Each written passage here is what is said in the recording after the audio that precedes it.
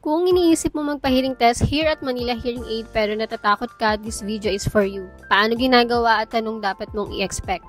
First, you'll need to fill up some details, read the consent form, make sure you understand. Then, you'll be seated in soundproof booth, i-examine ang ear using otoscope.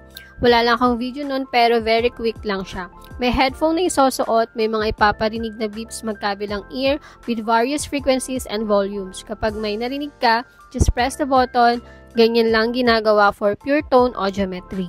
Ganun lang kasimple, walang tusok or pain kaya wala dapat ikatakot.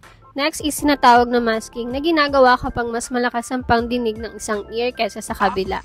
Ulitin ko lang po yung kanan. Tunog hangin po, kaliwang tenga. Pakinggan po yung beeping tone. Okay.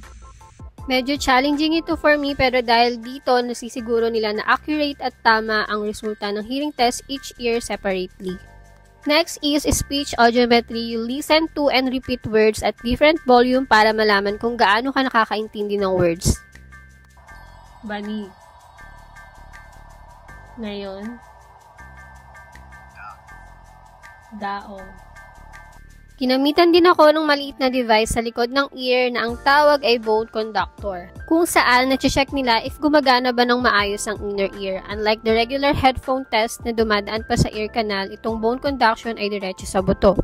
After all the tests, they will show you the audiogram at i-explain if may hearing loss ka or lumala. In my case, Significantly tumaas.